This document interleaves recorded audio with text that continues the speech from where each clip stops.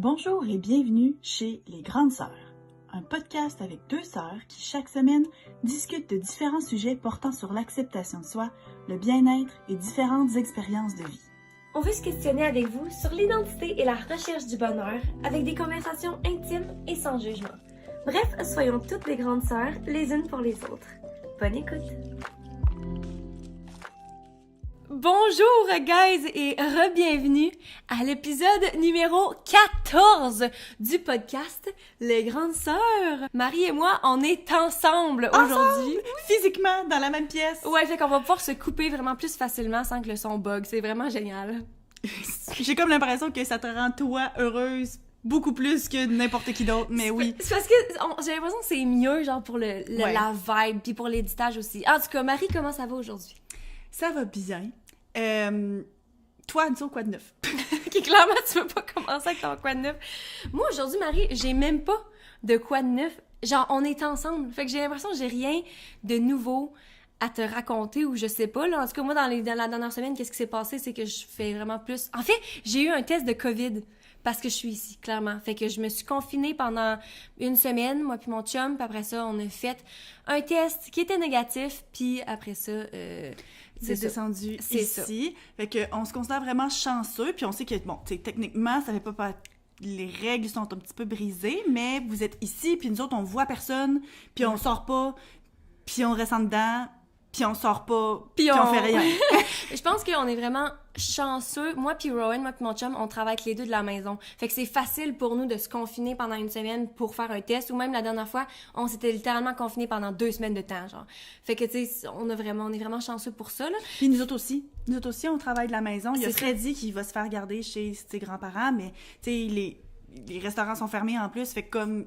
Vous sortez pas. Fait qu'en fait, c'est ça. On n'a pas la COVID. C'est ça le but de tout ce que je dis. Non, mais en fait, je pense que c'est juste, tu sais, quand on disait que, des fois, on veut se justifier des affaires de même dans des épisodes précédents, mais là, je pense que oui, parce que ça fait tellement une partie importante de nos vies. Ouais, mais je pense que c'est important de se justifier pour un sujet comme ça, parce que c'est vrai que c'est important de faire vraiment attention, puis on ferait pas ça si on n'était pas à 100% sûr puis qu'on n'avait pas pris toutes les mesures nécessaires. Fait que c'est ça, dans la dernière semaine, dans le fond, j'ai juste vraiment fait beaucoup de travail pour qu'on puisse passer du temps ensemble, puis depuis qu'on est arrivé, ben là, je vois beaucoup Freddy, mon petit neveu, fait que... Il est tellement content. Enzo? Il dit tout le temps mon nom, genre tout le temps. Enzo? Toi, quoi de neuf, Marie? OK, mon quoi de neuf, pour une fois que c'est vraiment quelque chose de neuf. Là, t'as peu, faut que je vous le dise, là, j'ai tellement hâte de l'entendre parce que ça fait genre une semaine qu'elle veut me le dire puis que tu le gardes pour aujourd'hui. Mais non, c'est ça. À tous les épisodes, des fois, quand on se prépare, ben comme... On se dit, OK, t'as-tu un quoi de neuf ou quoi que ce soit? Puis Anne-Sophie est tout le temps vraiment bonne pour pas me le dire. Mais moi, on dirait que j'y dis tout le temps. Puis moi, je suis comme, pourquoi tu me le dis? Après ça, faut que je fasse semblant que je l'ai pas entendu ou bien, tu sais, faut comme que je l'écoute une deuxième fois. Fait que là, pour une fois, tu l'as gardé. Je me suis vraiment retenue. J'aime ça, être qu'on soit ensemble. C'est tellement le fun d'enregistrer ensemble. OK, vas-y, c'est quoi ton quoi de neuf, Marie? Bon, mais mon quoi de neuf, c'est que la semaine passée, j'étais en auto. Je me rappelle pas pourquoi. Là, je suis allée porter Freddy, je pense. C'est juste mon quoi de neuf, j'étais en auto. Wow! Et bref, j'écoutais la radio et j'écoutais le 93.3.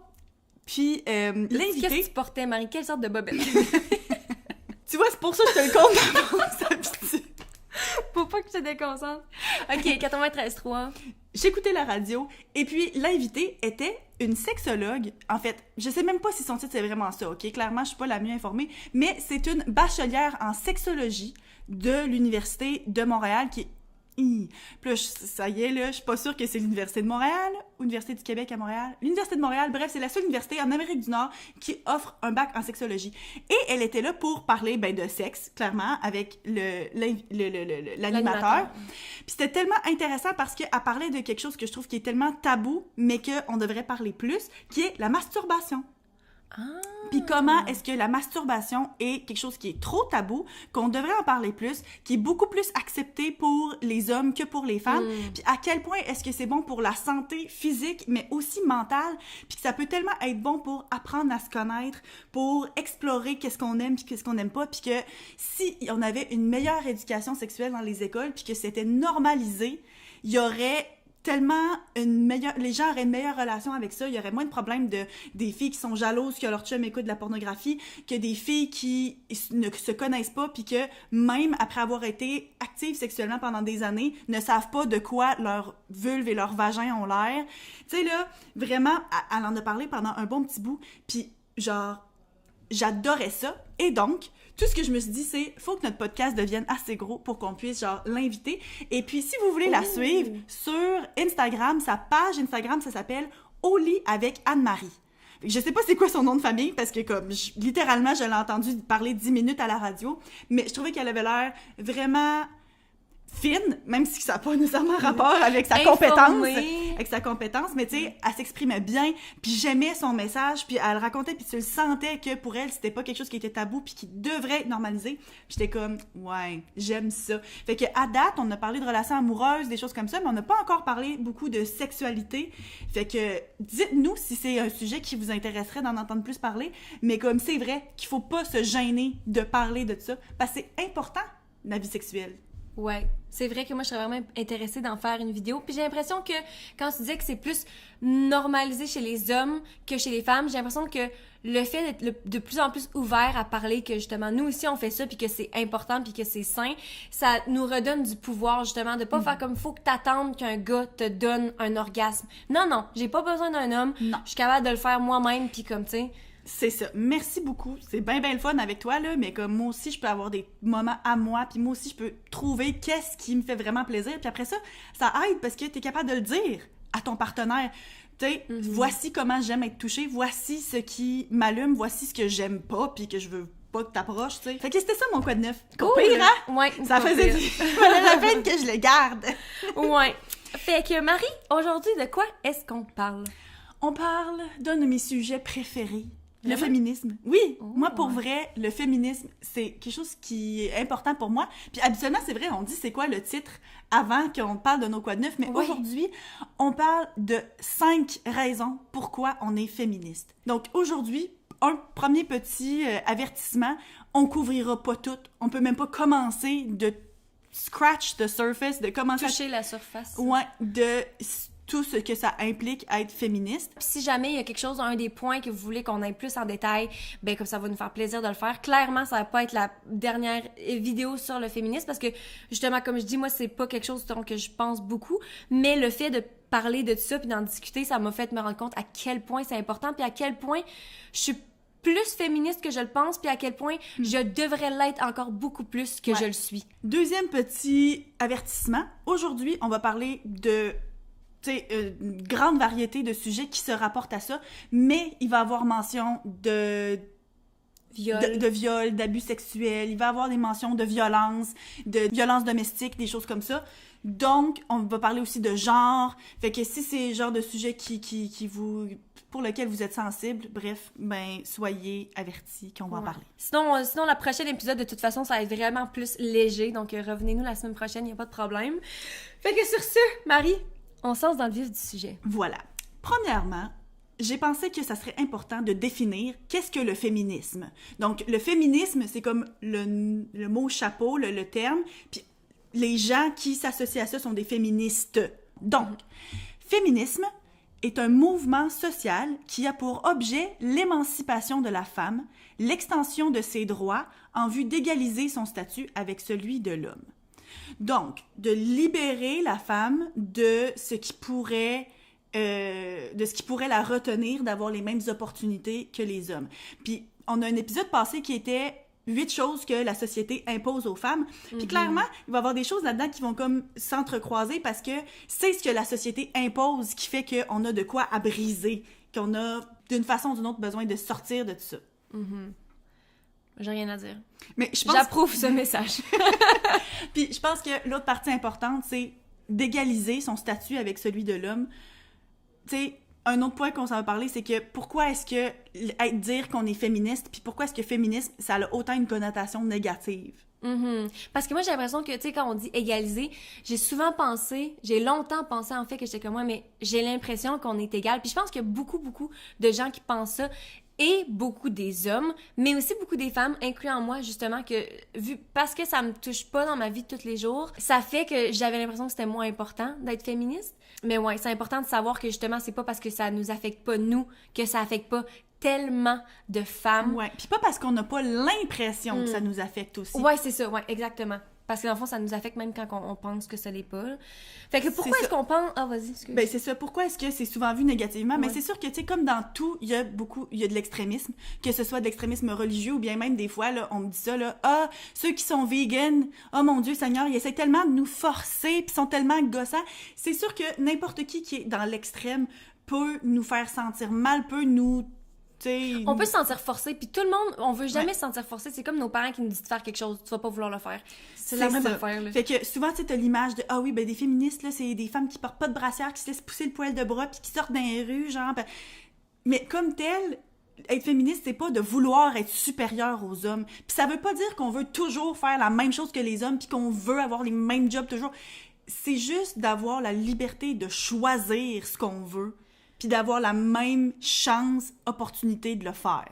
Puis quand tu y penses, là, une femme qui sort dans la rue sans brassière avec du poil sur les jambes puis partout, là, qu'est-ce que ça change? Qu'est-ce que ça fait? Ça t'enlève-tu à toi de la liberté, à l'homme, tu sais? C'est ça. Mais parce qu'encore une fois, tu sais, la femme, il y a tellement de choses qui lui sont imposées, tellement de faut que tu aies l'air de ci, de ça. Fait que moi, vraiment, qu'il y a quelqu'un qui brise le moule, c'est comme choquant. Mm-hmm. Donc, première raison, parce que là, même si on a dit beaucoup de choses, techniquement, on n'est pas encore dans les raisons pour lesquelles on est féministe. Ouais. Première raison pour laquelle on est féministe, pour les 8 femmes qui, depuis le début de 2021, ont été victimes de féminicide au Québec. Donc, féminicide, Marie, je vais prendre la parole parce qu'elle devient émotive. Féminicide, le fait que dans une relation de mariage, c'est ça, ou en relation deux conjoints, qu'il y a 8 femmes qui ont été tuées par leur mari pour être des femmes. Il y a pas d'autre raison que ça. C'est ça, tu sais, dans le fond, de violence conjugale, d'avoir été là, puis que soit l'homme s'est fâché assez fort ou a été mené à tuer sa femme, sa conjointe, là, pas nécessairement mariée. Et il y en a certains qui se sont enlevés la vie par la suite, d'autres que non. Mais c'est beaucoup, là, au Québec. Je veux juste rajouter aussi, c'est Anne-Sophie qui édite en ce moment. Ça, c'est dans le temps où est-ce qu'on a enregistré l'épisode, mais il faut savoir qu'à ce jour, on est déjà rendu à 10 cas au Québec. Et oui, ça fait pitié notre affaire. Là, le titre, là, il est quand même choc. Puis, tu sais, on utilise un chiffre qui est comme pour que ça fasse une information qui pas qui rentre dedans, mais oui, ça rentre dedans. Ouais. Mais, tu sais, c'est pour montrer à quel point est-ce que le rôle de l'homme puis la femme, encore, au sein du foyer, est différent. Puis à quel point il peut y avoir encore un rapport de force entre l'homme puis la femme, puis qui est censé prendre des décisions, puis qui est plus fort que l'autre. Puis tu sais, encore une fois, là, dans tous les contextes, dans tous les exemples qu'on va donner, oui, ça arrive le contraire. Mm-hmm. Oui, ça arrive que ça va être la femme qui... Tu sais, c'est déjà arrivé, là, que des femmes tuent leur conjoint ou des choses comme ça. Oui, OK? Puis comme je dis, tous les exemples, ça se fait dans l'autre sens. Mais ça reste qu'en termes de chiffres et de pourcentage, c'est beaucoup plus fréquent que ce soit des hommes qui font subir de la violence à des femmes. Puis il y a quelqu'un qui travaille pour la DPJ, puis qui, il y a quelques temps, a eu à intervenir dans un cas de violence conjugale. Elle intervenait pour les enfants là-dedans, mais comme telle, elle a vu physiquement le résultat de la violence conjugale sur la femme en question. Puis tu sais, à un moment donné, en tant qu'intervenante aussi, il a fallu qu'elle s'assoie puis qu'elle pose la question, « OK, est-ce que tu veux que j'appelle la police? Est-ce que tu veux, tu sais, de dénoncer, de prendre des... C'est quoi? Press charges? » c'est quoi? De poursuivre, ouais, c'est ça. Tu sais, en justice, ton mari pour qu'est-ce qu'il te fait. Puis elle a dit, « Non, je veux pas parce qu'il me retrouve tout le temps après puis c'est pire. » Fait que, tu sais, comme tel, les chiffres qu'on a sur la violence conjugale, c'est biaisé par le fait qu'il y en a plein qui le disent pas, qui souffrent en silence. Puis, encore une fois, on le sait pas. Est-ce qu'elle a des problèmes de comportement? Est-ce que, justement, elle s'occupe mal de ses enfants? Mais rendu là, est-ce que c'est important? Non. Ça, je pense que c'est aussi les systèmes systèmes sociaux qui devraient aider plus, parce que, tu sais, le fait qu'elle dise qu'ils me retrouvent, moi, je suis vraiment intéressée par des histoires de true crime, fait que des histoires de meurtres puis d'abus, genre, mais qui arrivent pour vrai, mais comme sous forme d'histoire, là, que j'écoute sur YouTube puis dans des podcasts aussi. Puis souvent, c'est ça, il y a tellement d'abus où est-ce que les gens dénoncent, puis les policiers, mettons, ou bien, tu sais, justement, les systèmes ne font rien parce qu'ils n'ont pas de preuves ou ils peuvent rien faire. Ou bien ils arrivent pour interroger, mettons, la femme, puis ils vont poser les questions devant leur mari. Mais là, fait que là, la femme a dit « Non, c'est pas vrai, j'ai pas de problème à la maison. » Tu sais? Il est direct à côté. C'est clair qu'après ça, genre, il va la punir si elle a dit quelque chose de mal contre lui. Là. C'est ça. Puis c'est parce qu'après ça aussi, c'est que où est-ce que tu t'en vas? Tu sais, c'est comme toi puis moi, nous, on a un système de support qui est fort. Tu sais, nos parents sont là. Demain matin, s'il y avait quelque chose, on a des gens, on a des amis, on a l'une l'autre qu'on peut aller voir. Mais souvent, quand t'es dans une relation où est-ce que t'en as un qui a beaucoup de pouvoir l'un sur l'autre ou bien de violence conjugale, domestique, que ce soit genre violence physique ou psychologique, c'est que souvent, ton partenaire va t'isoler du reste de ta famille puis des gens autour de toi. Fait qu'après ça, t'en as plus des gens à qui tu peux demander de l'aide puis chez qui te réfugier. Puis le pire, c'est que là, genre, notre conversation est vraiment comme dans des choses vraiment intenses, mais ça reste qu'au niveau du foyer, il y a des choses qui sont négatives et qui sont inégales pour les femmes, qui sont bien moins pires que ça. Ouais, non, ça, c'est vraiment l'extrême, là. C'est ça. Mais encore une fois, quand on retourne à la partie où est-ce qu'on dit plus, on n'a peut-être même pas l'impression qu'on en subit, là. C'est ça. Il est sorti un article il y a pas longtemps qui disait que en moyenne, la femme dans un foyer va passer 2 heures de plus par jour à faire des tâches ménagères que l'homme. Ça, je trouve ça fou, premièrement, parce que, genre, je peux même pas imaginer passer 2 heures par semaine faire des tâches ménagères. Mais c'est fou, c'est une énorme différence. Puis tu sais, tâches ménagères, ici, là, on comprend que ce soit payer les comptes, que ce soit planifier, faire l'épicerie, faire à manger, tu sais, ça aussi, même si on n'a pas nécessairement l'impression, tu sais, parle pas de juste passer la balayeuse, faire la vaisselle, là. Tu sais, tout ce qui va dans penser à s'occuper des enfants, penser à payer les factures, penser à... Tu sais, tout ça entre dans tâches ménagères. 2 heures de plus par jour. Fait que, tu sais, rendu là aussi, encore une fois, est-ce que le mari, lui, sa job, c'est pas de faire, genre, certains entretiens sur la maison? Oui. De s'occuper de certaines affaires dans le garage, dans la voiture? Oui. Mais ça reste que si, en moyenne, t'as 2 heures par jour de plus, c'est beaucoup, là.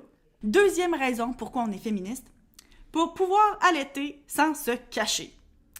Ça, je pensais même pas que c'était un problème. Ben, en fait, oui, j'étais au courant parce que, justement, c'est quelque chose que le monde parle souvent, mais en même temps, j'étais comme, est-ce que c'est vraiment un problème? C'est, encore une fois, en faisant nos petites recherches pour cette vidéo-là que j'étais comme, mais voyons, il y a vraiment du monde que ça les offense puis que ça les dérange. C'est ça. Puis, tu sais, comme tel, de dire de pouvoir allaiter sans se cacher, personnellement, l'allaitement a pas très bien fonctionné pour moi, ça a duré 1 mois. Fait que je suis jamais vraiment sortie en public et eu à me cacher. C'est juste parce que, en général, à quoi ça se rattache, c'est la sexualisation du corps de la femme. Puis de penser qu'il y a des gens autour de nous, ici même au Québec, ou peu importe où, là, parce qu'encore une fois, ici, notre situation est beaucoup moins pire, entre guillemets, qu'ailleurs, mais de penser que quand tu es en public, il y a du monde qui se sont déjà fait dire « Oh, ben, ça te tente pas de te cacher? » Ou bien, tu sais, d'avoir plus une couverture, ou bien de te mettre à l'écart ou de faire ça ailleurs. Puis rendu là, si individuellement, la femme ou la mère préfère être cachée, clairement, c'est correct. Mais de se faire sentir mal, de donner de la nourriture, de nourrir ton enfant pour qu'un homme se sente plus à l'aise de manger son burger, ben honnêtement, là, regarde donc ailleurs. C'est ça, l'affaire, c'est que ça fait pas de sens quand tu y penses pour 2 secondes. Le fait que les hommes trouvent, en fait, la raison pourquoi ils aiment pas ça, c'est parce que ils sexualisent le corps de la femme, fait qu'ils trouvent que, oh my god, mais ça se peut pas sortir tes seins en public, blablabla. C'est ça, c'est inapproprié. C'est ça. Mais quand tu prends 2 secondes pour y penser, là, les seins sont faites pour ça, OK? Pourquoi est-ce que, après avoir eu ton enfant, est-ce qu'il y aurait du lait qui sort de là de bord? Mm-hmm. C'est clairement fait pour ça. La nature veut que tu nourrisses ton enfant. C'est ça. Puis que c'est portable. En plus, tu l'as partout. Est-ce que tu t'en vas? C'est magnifique. Hey, tu peux faire ça partout. J'aurais-tu aimé ça? Puis encore une fois aussi, c'est que, rendu là, il n'y a pas nécessairement de mal de dire, tu sais, ça reste que les seins, c'est une zone érogène pour beaucoup de femmes. Puis c'est correct aussi que ça fasse partie de la vie sexuelle. Mais de penser que c'est juste là que ça appartient, puis qu'après ça, c'est inapproprié de l'utiliser pour le côté physiologique, c'est c'est vraiment triste. Fait que, tu sais, quand on parlait de notre épisode de tout ce que la société impose aux femmes, tu sais, de pas vieillir, de rester mince, de avoir un corps beau, tu sais, tout de suite après la maternité, tout. C'est tout le temps par rapport à notre physique, c'est tout le temps par rapport au look des femmes, et non comme notre utilité, puis notre cerveau, puis notre fonction primaire qui est de nourrir, c'est ça. Fait que comme tel, on est vu comme des objets sexuels. Fait que faut être belle, faut plaire aux hommes. Mais j'avais déjà entendu quelque part que justement, tu sais, la façon de voir la vie, on a tellement internalisé ça justement que chaque femme se voit à travers les yeux d'un homme. Mais il y a aussi, quand on parle de la sexualisation du corps de la femme, il y a aussi à l'école, tu sais, même au primaire, surtout au secondaire, mais tu sais, même jeune, là, que les petites filles ont un code vestimentaire parce que les petits gars sont pas capables de se contrôler. Puis tu peux pas montrer une épaule quand même. Ton épaule, là, va déconcentrer mon fils qui est pas capable de tu sais. Fait que c'est dans l'éducation qu'on donne aussi à nos enfants puis aux garçons de dire, ben regarde, la femme ne sert pas juste à justement te déconcentrer puis être un objet de désir. C'est ça vient de là. Ça part tellement jeune, le fait quand que, mettons, les femmes se promènent en jupe courte puis que les hommes sont comme, tu demandes, tu veux que je te catcall, tu sais, te faire lancer des noms ou bien te faire juger, tu sais, tout le temps, le blâme est tout le temps mis sur la femme. Ben là, c'est parce que, tu vois-tu comment t'es préparée, t'es habillée avec des petites shorts courtes puis tu t'es fait ton maquillage. Clairement, tu veux de l'attention. Mais, tu sais, ça, c'est extrême, mais en même temps, ça commence jeune, même à l'école. Il y a une petite enfant de...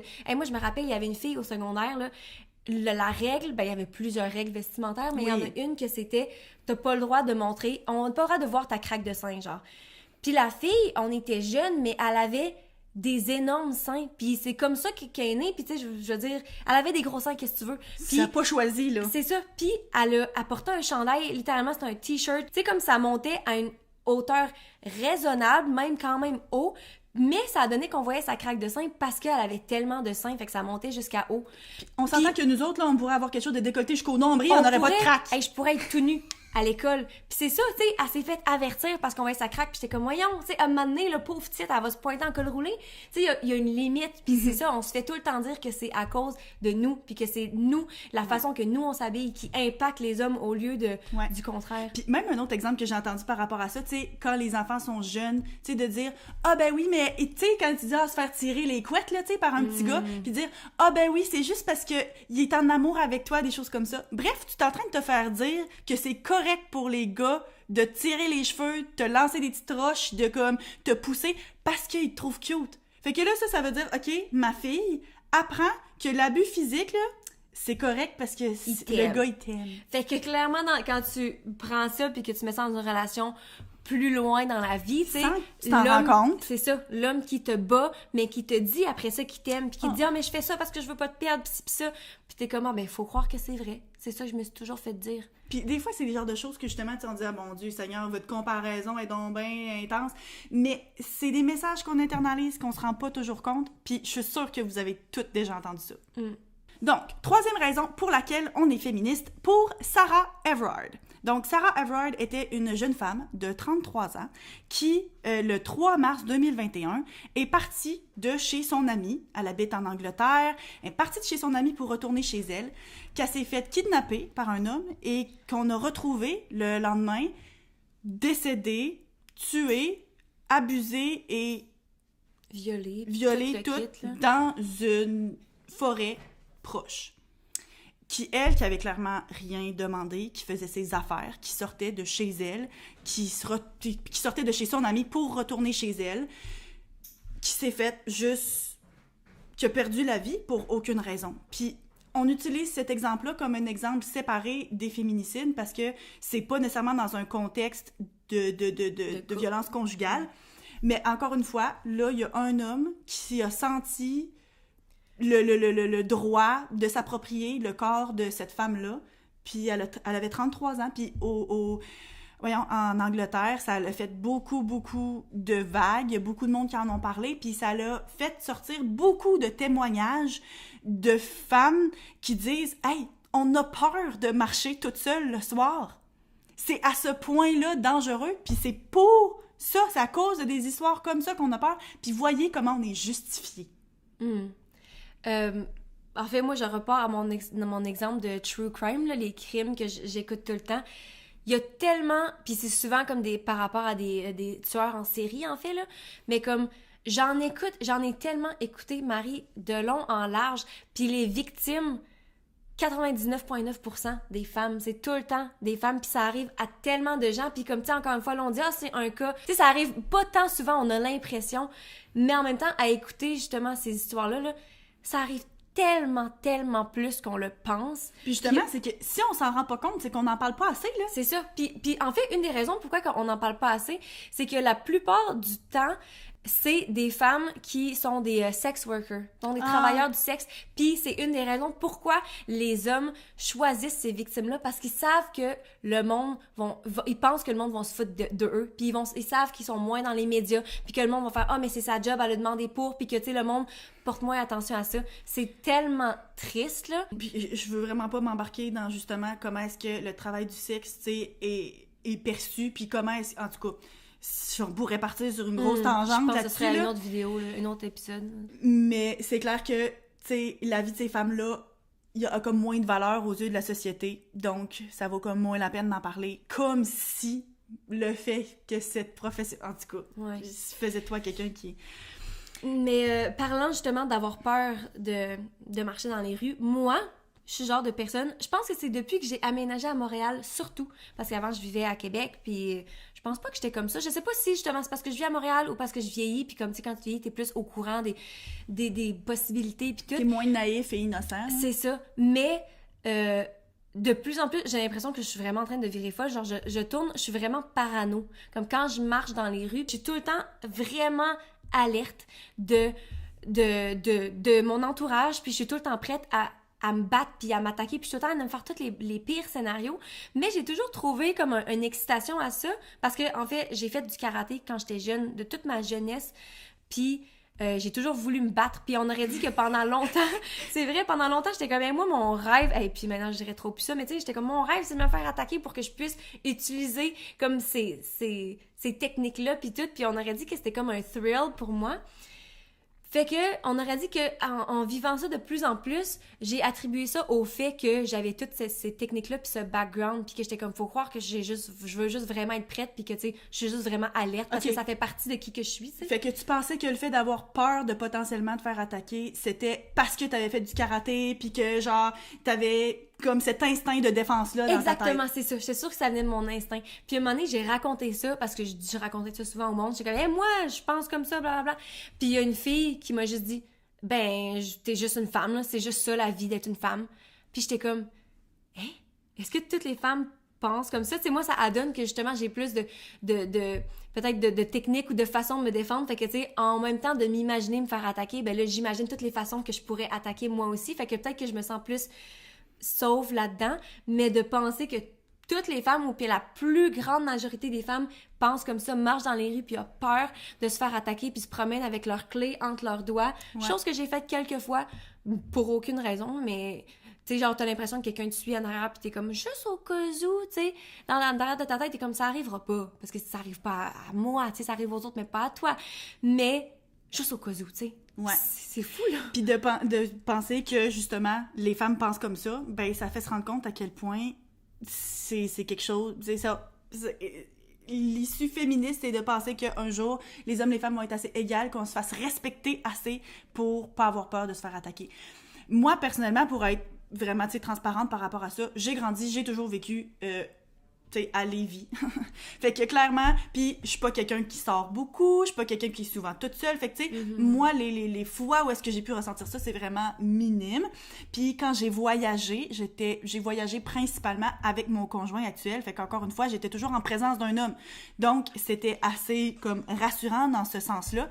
Mais encore une fois, justement, on devrait pas avoir besoin d'un homme pour se sentir safe. T'sais. Exactement. Puis, tu sais, pour être déjà allé en Turquie, où est-ce que justement, la situation de la femme est pas aussi avancée qu'ici. Je me suis déjà promenée dans les rues, puis pourtant, quand j'étais allée là-bas, je m'étais renseignée sur la culture et tout, donc j'étais habillée de façon vraiment appropriée, j'étais couverte, tu sais, du cou aux pieds, tu sais, vraiment habillée de façon modeste. Puis malgré tout, il y a des fois où est-ce que je me rappelle avoir dit à Alex, on retourne-tu à l'hôtel? Tu sais, ça me tente plus de me promener dans les rues parce que je sentais, juste dans...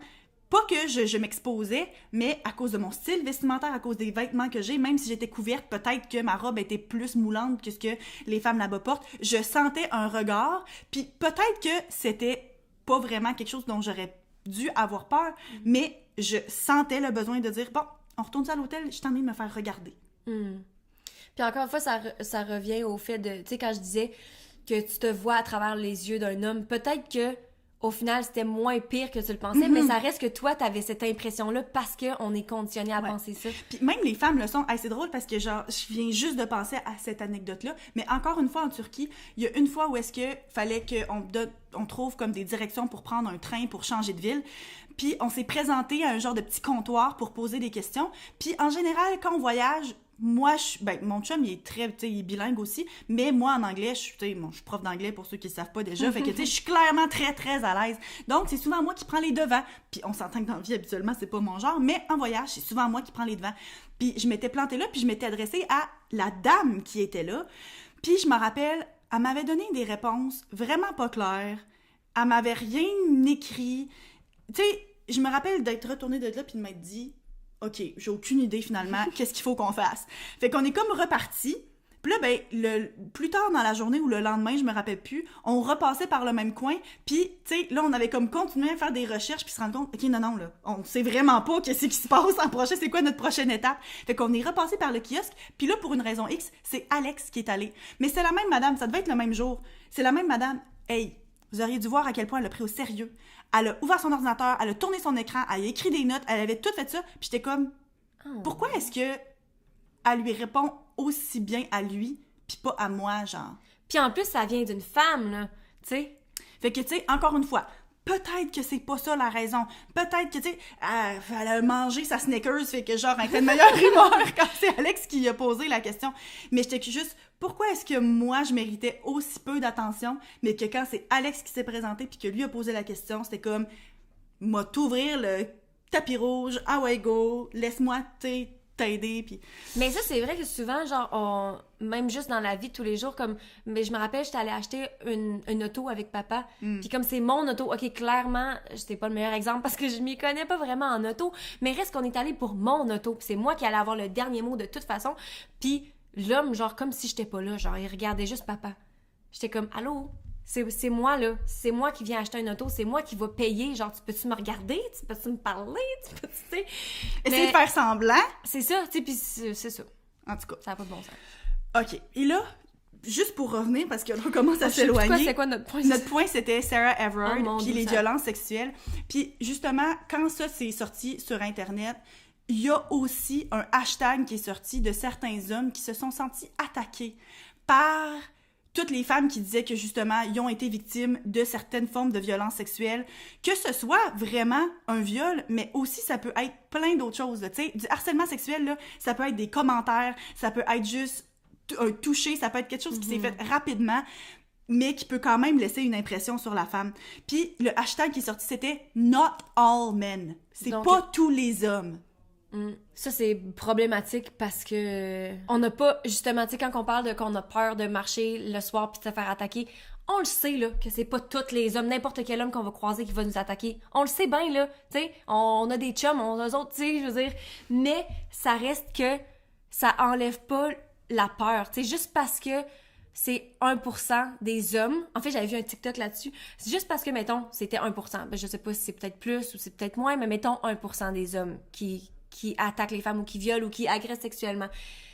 Ben, si ça fait que 99% des femmes ont peur puis se sentent attaquées, c'est pas assez, ça, pour que ce soit un sujet de discussion?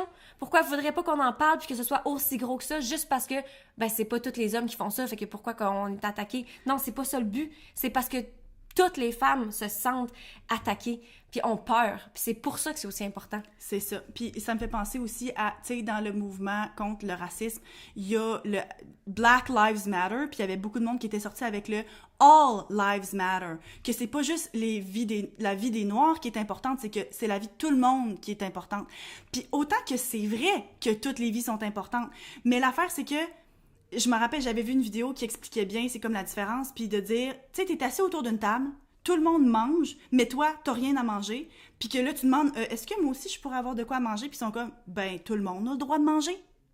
Ouais, mais toi, t'en as déjà de la bouffe. T'as déjà des privilèges. Tu sais, t'as déjà, en tant que personne blanche, on a déjà des privilèges. Fait qu'après ça, que quelqu'un dise, ah oui, ben moi, ma vie est importante en tant que personne noire, puis que moi, je dis, ouais, mais ma vie aussi est importante. Oui, mais ma vie est déjà importante. La société pense déjà que ma vie est importante. Fait que rendu là, c'est important de donner la voix à ceux qui sont comme oubliés. Fait que là-dedans, de dire, ah, c'est pas tous les hommes. Ouais, mais donne donc l'attention, tu sais, aux femmes qui en ont besoin de dire qu'ils ont peur, puis que justement, donner l'attention aux hommes qui sont des abuseurs, puis qui ont besoin de se faire dénoncer, tu sais. Puis encore une fois, ça me fait penser à autre chose, tu sais. Moi, ce que j'ai entendu le plus souvent, c'est comme, ouais, mais tu sais, les droits des femmes ont tellement évolué, c'est tellement mieux qu'il y a 1000 ans, qu'il y a 500 ans, qu'il y a 100 ans, peu importe l'exemple, qu'il y a 50 ans. Tu sais, rendu là, vous devriez être contente. C'est comme, oui, c'est vrai que c'est mieux, clairement. Mais pourquoi est-ce que c'est mieux? C'est parce que les femmes se sont battues. Pourquoi est-ce qu'on arrêterait là juste parce qu'on est comme, ah, on est pas presque proche d'être rendu, genre, hey, on s'en va à Montréal aujourd'hui, ok, on est à Drummond? Ben là, on est presque rendu, mais tu devrais être contente, on va aller voir les dinosaures. Voyons, ça fonctionne pas de même, tu sais. En tout cas. J'adore ton analogie, c'est genre parfait. Ben non, c'est ça, exactement. Puis l'affaire aussi, c'est que, tu sais, justement, en Amérique du Nord, ça s'est beaucoup amélioré, mais il y a encore des pays dans le monde où est-ce que sont à des années-lumière de ça. Des pays où est-ce que les femmes n'ont pas le droit d'avoir de permis de conduire. Des femmes où est-ce que l'excision est encore une pratique commune. Puis encore une fois, je veux même pas m'embarquer là-dedans parce qu'on n'est pas assez informé, mais comme, genre, oui, on a un énorme privilège, mais à l'échelle de la Terre, là, on est bien loin d'être rendu. OK, raison numéro 4. Ouais. Raison numéro 4, pourquoi est-ce qu'on est féministe? Pour être prise au sérieux, même en portant du rose. Ah, my God. Ça, c'est mon exemple, guys. Puis je sais que ça va sonner superficiel, tu sais, clairement comparé aux autres exemples qu'on a donnés, OK? C'est comme on s'en fout de porter du rose. Mais pour moi, quelqu'un qui aime porter du rose, justement, puis que je suis très féminine, j'ai l'impression que souvent dans des situations, en fait, je vais utiliser une situation en particulier. Il y a quelques années, j'écrivais des shows de télé avec des amis, puis on essayait d'aller voir dans des maisons de production, puis on essayait de faire passer notre idée, puis tout. Puis à chaque fois qu'on allait dans ces maisons de production-là, même si c'est un domaine, en fait, qui est quand même très ouvert, tu sais, c'est de la télé, c'est de l'art, tu sais, mais malgré tout, j'étais tout le temps dans ma garde-robe, puis j'étais comme, OK, qu'est-ce que je porte? Puis là, je textais mes amis, puis j'étais comme, qu'est-ce qu'on porte, guys? Parce qu'il faut qu'on ait l'air cohérente, faut qu'on ait l'air professionnelle. Puis j'avais des vestons roses, et j'avais un veston rose genre en espèce de velours là que je voulais full porter parce que justement c'est un veston, clairement c'est un vêtement professionnel, mais il était rose. Puis j'étais comme, est-ce que le monde vont moins me prendre au sérieux, tu sais, de quoi est-ce que je vais avoir l'air si je me pointe en talons? Est-ce que je vais avoir l'air trop féfille, trop nounouche, tu sais, est-ce que je vais avoir l'air de porter trop attention à mon physique, fait que genre j'ai l'impression d'avoir moins dans la tête. Puis je me rends compte que c'est quelque chose que je pense souvent, ben le moins avec YouTube justement, tu sais, je peux porter ce que je veux, puis c'est une autre des raisons pourquoi j'aime ça, mais comme dans plusieurs industries, il faut toujours qu'on ait l'air pas de des hommes, mais tu sais qu'on rabaisse notre côté féminine pour... C'est ça. Puis je pense encore une fois que justement, tu sais, l'image qu'on a des féministes, tu sais, des femmes super androgynes, puis ça, puis rendu là, c'est que ça devrait pouvoir être un choix de s'habiller comme on veut. Puis ça, on en a parlé un peu tantôt avec, tu sais, les codes vestimentaires, mais tu sais, puis juste de te faire prendre au sérieux avec la voiture aussi, c'est un bon exemple. Ouais. Tu sais, de dire pourquoi est-ce que le fait que je sois une femme, puis que je décide de porter des talons hauts, que je décide de porter une brassière ou bien d'être en rose, des choses comme ça, me discrédite de certaines choses, tu sais. C'est ça, puis tu peux être féministe sans justement te laisser pousser le poil partout. Moi, j'aime ça, pas avoir de poil, j'ai quelque chose avec ça, je sais pas, ça me dérange, mais ça me dérange pas que le monde se laisse pousser le poil, puis je devrais pas être vue comme moins une féministe, ou bien, tu sais, ben là, t'es féministe, mais tu te laisses pas pousser le poil, ça veut dire que t'es Non, le fait d'être féministe et de vouloir l'égalité, c'est pas de devenir un homme. Non, c'est d'être pris tout au sérieux en étant qui qu'on veut. Puis un autre exemple aussi, moi je me rappelle il y a quelques années, quand Emma Watson, celle qui a joué Hermione dans les films, elle s'est comme affichée en tant que féministe, puis elle s'est impliquée dans certaines organisations, puis tu sais, elle était utilisée comme comme représentante puis égérie de certaines de pour, tu sais, montrer, ah, c'est ça être féministe, blablabla. Puis quelques mois plus tard, elle avait été sur le dessus d'un magazine puis apportait quelque chose, elle était pas nue, mais apportait, je me rappelle pas c'est quoi, mais je sais que c'était vraiment sexy puis qu'on pouvait deviner qu'elle avait pas de brassière en dessous. Donc, elle était vraiment plus sexy. Puis il y avait beaucoup de monde qui était comme, comment est-ce qu'elle peut se dire féministe, ça s'habille comme ça? Le but d'être féministe, c'est de pouvoir choisir ce qu'on veut, de faire ce qu'on veut. Fait que rendu là, si toi, ça te fait sentir, tu sais, en pouvoir, puis ça te fait sentir bien, puis que t'es bien dans ton corps, puis ça tente de le montrer, ben parfait. Puis si toi, ce qui te fait sentir avec du pouvoir, puis genre sérieuse, puis ça, c'est d'être habillée de façon modeste, puis de te couvrir, ben parfait aussi. Mais il y en a pas une qui te rend moins femme, puis qui te rend moins intelligente, ou qui te rend moins... qui t'enlève de la valeur. Voilà, c'est ça. Qui t'enlève de la valeur. Moi, un autre exemple, en fait, j'avais écouté, ça a trop pas rapport au féminin... Ben, ça a le rapport, mais j'écoutais une analyse du personnage Sharpay Evans dans High School Musical. La blonde, là, qui est... Puis tu sais, quand t'écoutes un film, tu te poses pas trop de questions, surtout quand on était jeune, mais il expliquait à quel point sa personne a été démonisée, demonized. Ouais, c'est ça. Elle est devenue comme si c'était la vilaine du film dans High School Musical. Exactement, c'était vraiment la vilaine, puis il expliquait comment qu'au final, son personnage, il y avait rien de vilain, tu sais. Elle était une fille qui assume à 100 000 % sa féminité, elle portait beaucoup de rose, elle était vue comme un alien, genre comme si c'était pas correct de vouloir autant porter du rose puis d'être aussi féminine. Puis elle savait qu'est-ce qu'elle voulait. Ça, c'était les deux trucs qui la représentaient le plus, c'est qu'elle savait qu'est-ce qu'elle voulait puis elle allait tout faire pour le faire. Encore une fois, comme quand on dit que les femmes, c'est mal vu d'avoir de l'ambition. Moi, ce que j'aime quand t'as donné cet exemple-là, c'est que en contraste, qui est la figure féminine idéale dans ce film-là, c'est Gabriella, qui, elle prend pas beaucoup de place, elle est gênée, elle parle pas fort, elle est toute féminine, mais elle porte pas nécessairement du rose, puis genre, elle a de la misère à s'affirmer. Fait en quoi est-ce que ça, c'est un bon exemple de qu'est-ce que ça devrait être une fille? Puis je pense qu'il y a sûrement, c'est un exemple, mais je suis sûre qu'il y a plusieurs contextes dans des films comme ça, que encore une fois, c'est juste internalisé, c'est qu'on écoute, puis sans le savoir, c'est clairement, le film n'a pas été écrit pour qu'on pense ça, tu sais. Non. Mais à force de voir des exemples comme ça, on valorise. C'est ça, puis on fait des liens dans notre tête en tant que jeune fille, tu sais, qu'on était jeune quand on écoutait ça, puis tu penses que c'est ça qui est normal, puis que c'est ça qui est correct, puis c'est ça qui devrait être. Puis que tel comportement, mais c'est pas vraiment ce qu'il y a de mieux en tant que fille ou des choses comme ça.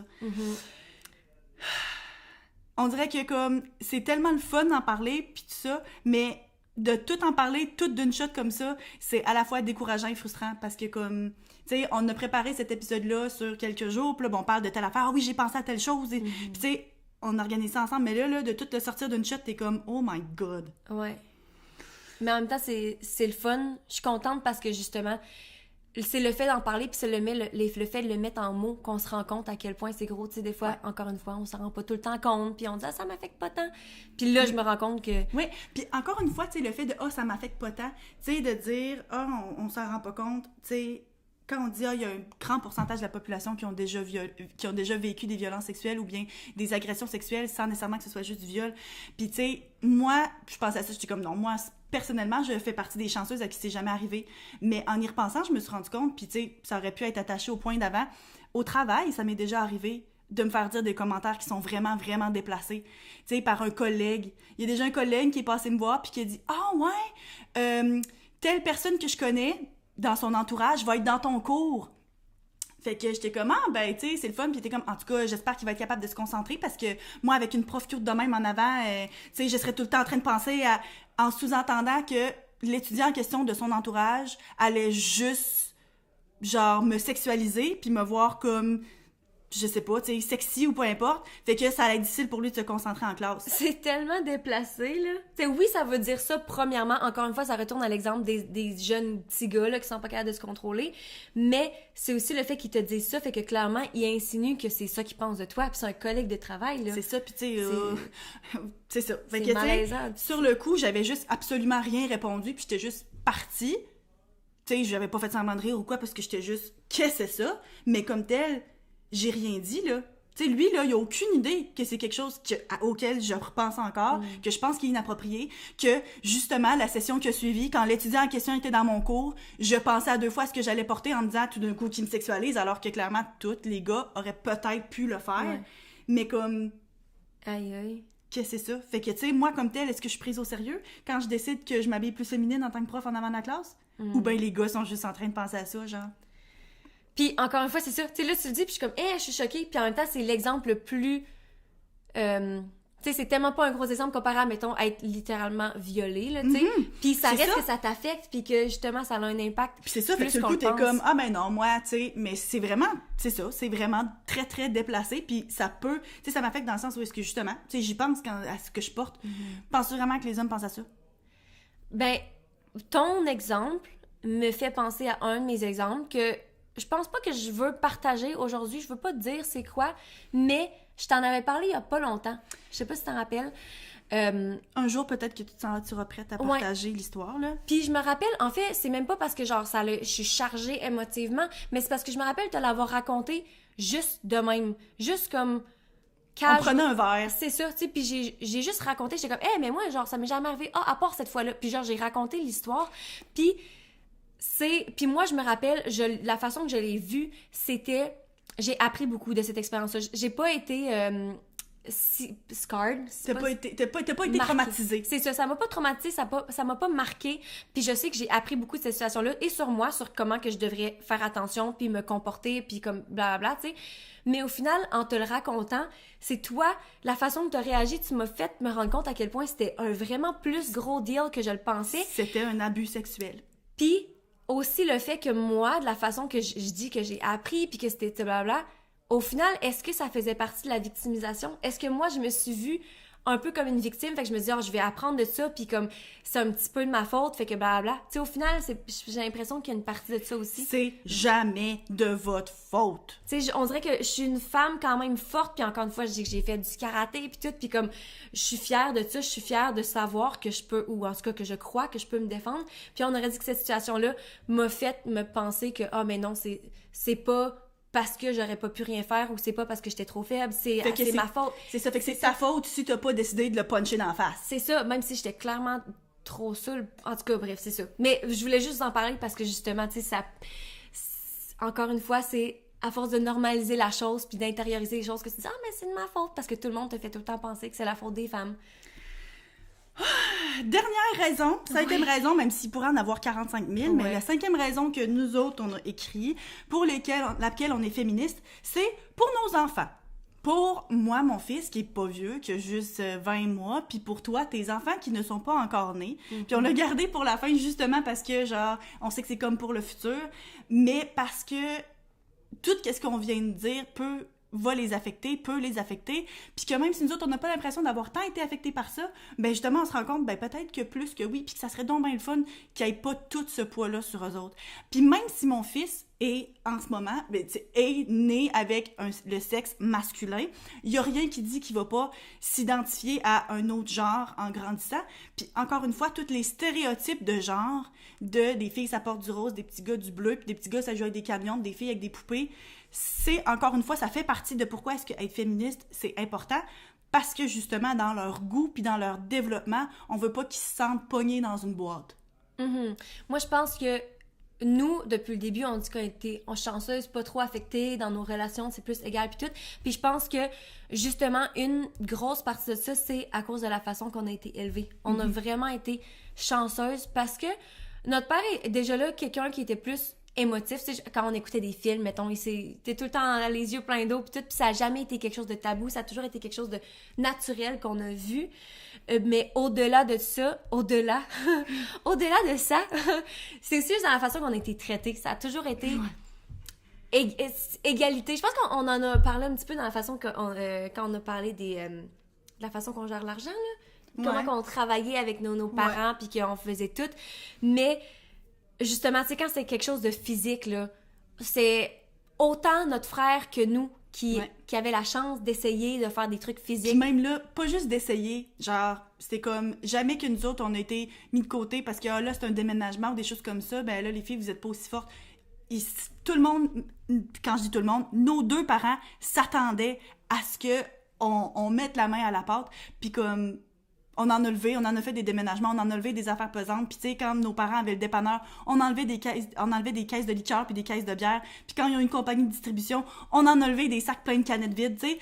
Puis ça fait que encore aujourd'hui, on a l'impression qu'on est capable. Tu sais, souvent, quand tu te fais tout le temps mettre de côté, puis t'es comme, mais toi, t'es une fille, blablabla, ben, tu développes pas, mettons, ces habitudes-là ou cette force-là. Tu sais, ça fait que ça nous a créé une force physique à force de faire des affaires physiques. Ce qui fait qu'aujourd'hui, on a l'impression qu'on est capable de tout faire. Même des fois, là, c'est pas vrai, là. Ah oui, des fois, là, on est comme, oui, je suis capable. Puis là, t'es comme, ouh, ok, non, peut-être que non. Mais tu sais, d'un autre côté aussi, c'est ça, c'est qu'on a développé cette force-là à force de le faire. Tandis que si on s'était jamais fait faire lever, genre, notre bout du divan, ben, on n'aurait pas développé une force, puis on serait resté, puis là, j'utilise le mot faible, vraiment pas, tu sais, moins de force physique. Puis tu sais, là, on parle des trucs physiques, encore une fois, mais tu sais, ça peut être aussi juste ton opinion, tu sais, le fait que si, mettons, les hommes dans ta famille font comme, ben c'est un enfant, genre, c'est pas important, ou bien c'est une fille, ou peu importe, tu sais, c'est des trucs qui nous marquent, puis qu'on intériorise après ça, encore une fois, puis qu'on pense qu'on n'a pas notre place, puis que on n'aurait pas le droit de... Notre voix a toujours pu être entendue de façon égale, fait qu'on a été habitués de l'utiliser, puis encore une fois, aujourd'hui, ça fait que on est capable de prendre la parole par rapport à des affaires comme ça, parce qu'il y a souvent plein de femmes qui le pensent, mais qui osent pas. Puis, tu sais, moi, juste pour revenir à la force physique, l'été passé, les parents à mon chum déménageaient, puis moi, ben, j'étais allée aider au déménagement, parce que c'est juste ça qu'on fait, nous autres, on déménage. Puis il y avait des amis des parents qui étaient là, puis qu'à chaque fois que je levais quelque chose de potentiellement un peu pesant, ou bien que je me mettais à l'autre bout de la table que Alex, mettons, puis que j'allais pour lever quelque chose, « Oh non, laisse-moi faire! Oh non, laisse-moi faire! Oh non, ça c'est trop pesant! » Hey, sérieusement, là, au bout d'une heure, je suis partie. Ben, je me suis dit, moi, là, je vais pas rester là comme une potiche à vous regarder faire. Si je peux pas lever des affaires, si je peux pas faire ma part, ben, je vais juste m'en aller. Puis ça, c'est fou. Puis contrairement à ça, moi, l'hiver passé, au début de l'hiver, notre frère, il déménageait. Puis, justement, c'était pendant COVID, fait qu'il y avait pas beaucoup de monde. Fait qu'ils ont dit, hey, Anso, en tout cas, moi, j'étais à Québec à ce moment-là. Puis on se dit, Anso, yes, elle va pouvoir être là parce qu'on a besoin de bras. Fait qu'encore une fois, ça c'est une question de perspective. Tu sais, notre père puis notre frère qui ont été toujours habitués à grandir comme ça puis à nous voir tout faire, connaissait mes capacités puis me faisait confiance puis me voyait comme une bonne paire de bras. Fait qu'encore une fois, quand on parle, oui, c'est important que les femmes prennent leur place puis qu'on soit féministe puis tout, mais ça reste que si les hommes nous voient pas comme ça puis qu'ils nous voient pas comme des égales, ça arrivera jamais, genre. Il y a un moment donné, là, j'avais un bout du meuble avec justement mon chum, que lui, clairement, il sait à quel point je suis forte. Puis genre, on sortait, tu sais, sur la petite rampe pour sortir du camion de déménagement. Puis il y a comme... La personne en question a essayé de me tasser de là pour prendre ma place. J'étais comme, hey, c'est tellement dangereux ce que tu fais en ce moment, là. Puis là, à la fin, là, apparemment que comme plus tard, une fois que j'étais partie, il a fait un commentaire de genre, ouais, elle est donc bien forte, Marie-Dominique. Mais là, tu m'as rien laissé lever, puis là... Une chance que, genre, je me suis semi-fâchée, puis que maman, tu sais, pour que tu l'aies vu, parce que sinon, si j'avais rien dit, ben j'aurais juste rien levé, puis c'est tout. Fait que, c'est vraiment frustrant. Puis encore une fois, tu sais, je pense que justement ces stéréotypes de genre-là peuvent tellement bénéficier les garçons parce que souvent, quand ils grandissent, ben tu sais, les garçons, ça va être le contraire des filles. Ben là, c'est pas correct d'être super émotif, d'être plus doux, d'avoir des intérêts qui sont moins masculins. Puis ça fait en sorte que souvent, tu sais, ces émotions-là sont réprimées. Puis qu'est-ce que ça fait des émotions réprimées? Ben peut-être que des fois, tu grandis, puis que dans ta relation de couple, ben ça explose, puis que tu finis par frapper ta femme. Fait que tu sais, clairement, là, c'est une pente fatale ce que j'ai fait, là. C'est ça, vous êtes au cégep, genre les sophismes, c'est pas une bonne comparaison qu'est-ce que je viens de faire, mais tu sais, ça reste que de empêcher les gens de vivre leur vie, que ce soit de s'épanouir physiquement pour les filles ou bien de s'épanouir émotivement pour les garçons, c'est négatif pour tout le monde. Moi, je pense que mon chum, mettons, moi, c'est un des trucs que j'aime le plus de lui, c'est que il est tellement pas, je sais pas comment il a grandi, si il était autour de ça ou pas, mais comme, il est tellement quelqu'un d'émotif, puis de juste... Sensible. Oui, c'est ça. C'est pas émotif. C'est quelqu'un de très sensible, puis j'ai vraiment pas l'impression... Tu sais, il fait des affaires que je suis comme, clairement, là, il s'en fout de qu'est-ce qui est censé être un homme ou pas un vrai homme, puis tout, puis bizarrement, autant que...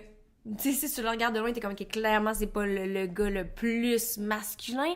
Mais pour moi, je trouve que c'est encore plus masculin parce que ça démontre à quel point il s'en fout de qu'est-ce que la société pense. Puis il est comme, je m'en fous d'avoir l'air de ci ou de ça parce que je suis assez confiant dans ma masculinité pour que je sois à l'aise de pleurer s'il y a quelque chose de très dans un film ou de, tu sais, d'être attentionné ou de ci ou ça. Puis je trouve ça tellement beau qu'il soit comme ça. Puis, ouais. Ben, moi, je sais que c'est quelque chose que je trouve important dans la façon que j'élève mon fils.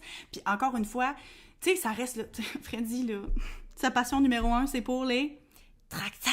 Tracteurs. Il adore les tracteurs. Puis genre, mon chum puis moi, on est comme... Arc. Nous autres, là, c'est tellement pas nos intérêts. Puis clairement, c'est correct qu'il aime les tracteurs. On y en a acheté des tracteurs. Mais en même temps, c'est des fois de faire attention, de dire, ben là, va pas juste me mettre à y acheter des pyjamas puis des gilets de tracteur puis juste ça comme jouet parce que une fois, il a démontré son intérêt pour ça. C'est de continuer à lui offrir une variété de choses puis d'y acheter une poupée des fois ou bien juste, tu sais, des crayons à colorier. Il y a rien de masculin ou féminin là-dedans, mais tu sais, de continuer à lui offrir une variété pour être sûr que c'est pas parce que à l'âge de 18 mois, il a décidé qu'il aimait les tracteurs que... Merci, bonsoir, ok, c'est un petit gars maintenant, puis c'est juste ça qu'il peut aimer faire, puis genre... Fait que, tu sais, je pense qu'aujourd'hui, dans notre société, on parle de plus en plus de spectre du genre, puis que, tu sais, on a un genre qui nous est assigné à la naissance, mais que des fois, il y a de plus en plus de gens qui veulent soit changer parce qu'ils s'associent plus au sexe masculin ou féminin, ou bien juste qui sont quelque part sur le spectre. Puis je me dis, si on n'était pas autant polarisé, si on mettait pas autant d'emphase sur les différences entre les gars puis les filles, puis ce qui est féminin puis masculin, ben... tu sais, il y aurait peut-être pas nécessairement ce besoin-là, parce qu'il n'y en aurait pas de boîte, tu sais. Mm-hmm. Ben, il y a beaucoup, je vais parler rapidement, là, mais il y a beaucoup de transgenres. En fait, il y en a... Attends un peu, je recommence. Il y a plusieurs transgenres qui ont transitionné, puis que maintenant détransitionnent, puis il y avait comme le gros affaire autour de ça, de comme, oh my god, mais là, ça veut dire que vous devriez pas transitionner parce que tu le regrettes, blablabla. Puis au final, c'est pas ça qu'il faut en retenir, mais c'est le fait qu'il y en a qui transitionnent puis qui sont vraiment bien là-dedans. Puis il y en a d'autres pour qui, justement, on va prendre comme exemple un homme qui transitionne en femme, puis qu'une fois qu'il est une femme, se rend compte qu'il est pas plus heureux puis décide de retransitionner, mais c'est pas parce que il aurait jamais fallu transitionner au début, c'est de se rendre compte que cette personne-là veut juste être elle-même. OK? C'est pas parce que tu veux des scènes nécessairement. Oui, il y en a justement qui transitionnent puis qui font tous les changements physiques puis les chirurgies puis que c'est ça qui leur rend heureux, mais il y a plusieurs personnes pour qui s'associent à, mettons, être transgenre parce que ils s'associent tellement pas à leur sexe avec lequel ils sont nés. Puis c'est de se rendre compte, justement, quand tu dis que sur le spectrum, si c'était moins important, on aurait moins ressentir le besoin de mettre des étiquettes puis tout, parce que si on s'en foutait de avec quoi tu sais, si t'es un homme ou une femme ou quoi, ben tu pourrais être juste toi-même, à 100% toi-même. Puis il y aurait personne qui serait choqué qu'un jour tu t'habilles en ce qui est supposément féminin puis que le lendemain tu décides que tu t'habilles en supposément masculin. Tu sais, ça choquerait personne parce que tu fais juste faire qu'est-ce que ça te tente. Puis cette journée-là, ça tente de porter quelque chose de rose. Cette journée-là, ça tente de porter quelque chose de bleu. C'est ça, parce que c'est de là qui vient le malaise. Tu sais, le fait d'essayer de se changer à la base, c'est parce que t'es pas à l'aise dans qui que t'es, parce que la société te juge, parce que la société te dit, ben si t'es né avec un pénis, tu devrais aimer telle affaire, faire telle affaire, puis t'es comme, ben là, je suis pas ça. Fait que clairement, je suis quelque chose d'autre. Mais tu sais, fait que c'est encore une fois, c'est un sujet qu'on pourrait aller vraiment plus en détail puis en profondeur, mais On va passer aux petits exemples sur Internet. Oui. Donc, c'est que Anso puis moi, c'est sûr que en ayant certains de ces intérêts-là, des fois on est comme sur Internet puis on voit des choses passer, des posts sur Twitter, des posts sur Reddit, des posts sur Facebook ou Instagram, puis des fois des observations que d'autres personnes font et partagent, on est comme ouh, c'est comme une explosion là, tu sais, c'est comme le chat là qui est le mime du chat qui capote dans l'univers là puis qui est comme oh my god, je viens d'être réveillé de comme OK, je sais pas. C'est beau clairement. Je regarde pas bien les mimes. OK, le premier là, c'est bon. En passant, c'est en anglais, fait qu'on les a traduits, fait que ça sonne bizarre. Excusez-moi. Je me suis tellement énervée, j'ai chaud. Mais genre, là, tu portes un gros je sais, tricot. mais comme je suis tellement tombée comme passionnée dans qu'est-ce qu'on disait que là, genre, j'ai chaud. OK, on y va. Les gens me disaient, c'est une fille qui écrit ça, OK. Les gens me disaient qu'une agression sexuelle, ça incluait le fait d'initier le sexe sans demander le consentement en premier. Ça incluait le fait de se faire sentir coupable jusqu'au point de pas être capable de dire non. Ça incluait les commentaires rudes ou déplacés. Puis j'ai toujours pensé pendant longtemps, encore une fois je parle comme étant la personne, j'ai toujours pensé que le monde était fou de penser ça. Parce que je me disais, ben là, Si même ces affaires-là, c'est des agressions sexuelles, littéralement, toutes mes amies auraient été victimes d'agressions sexuelles, tu sais. Puis c'est là que j'ai réalisé que littéralement, toutes mes amies avaient été victimes d'agressions sexuelles. Ben oui. Si quelque chose arrive assez souvent, ça devient la norme. Puis ça, on en a parlé plus tôt, tu sais.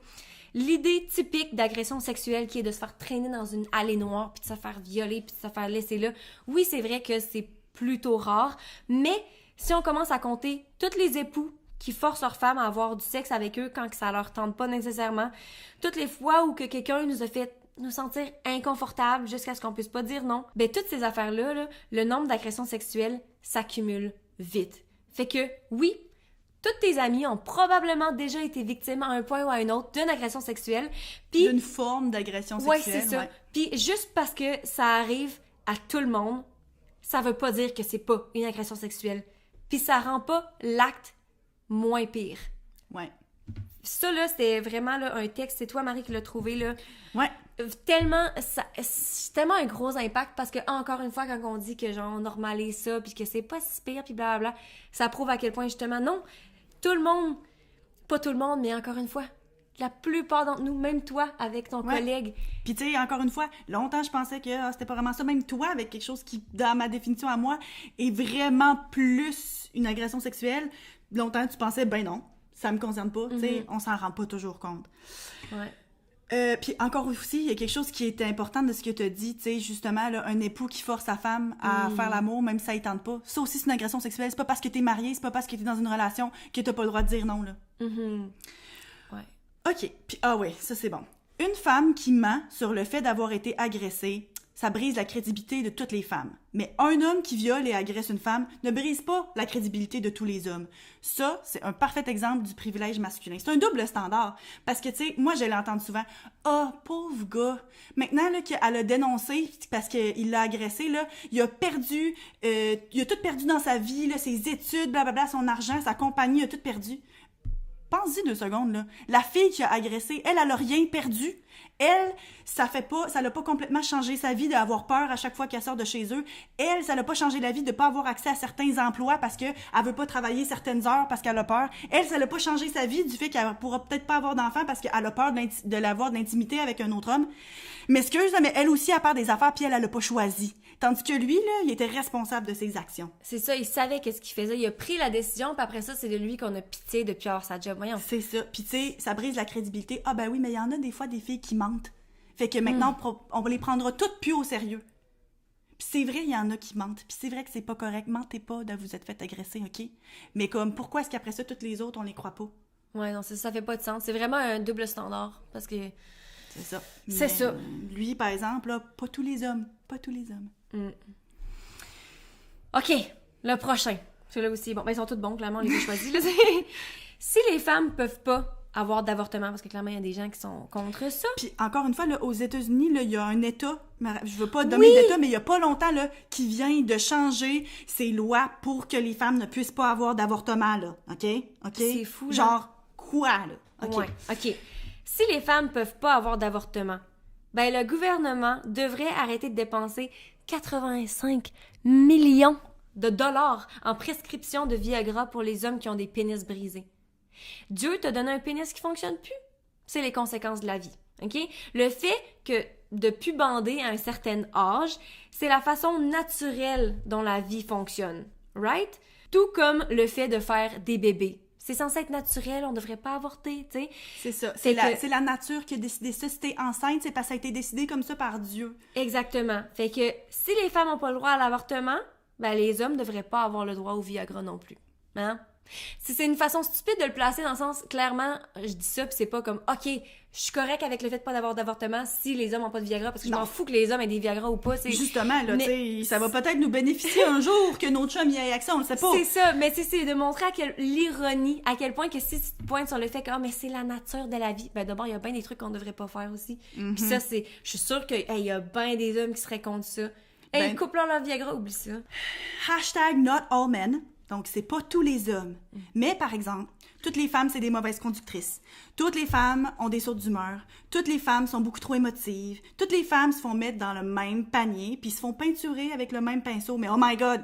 faudrait surtout pas faire la même chose avec les hommes, hein, parce que c'est pas tous les hommes. # not all men. Amen. #Amen. Il y a rien d'autre à dire. C'est tellement bon, ça. Dis le prochain. Ouais. Alright, le prochain, il est cute. Ah non, je veux juste rajouter d'autres choses. Oui. Pour citer Bob Bissonnette, je ne juge pas ceux qui aiment Bob Bissonnette, j'ai jamais écouté, là, mais sont toutes folles. Hein? Tu sais, on entend ça souvent. Ah ouais, mais elles sont toutes folles. De quoi c'est quoi ça, sont toutes folles? Voilà. OK. Le prochain. J'ai mis dans mon profil Tinder que j'aime pas les sports, que je bois pas de bière, puis que je suis à 100%, à 150% une féministe. Puis les gars étaient comme offensés.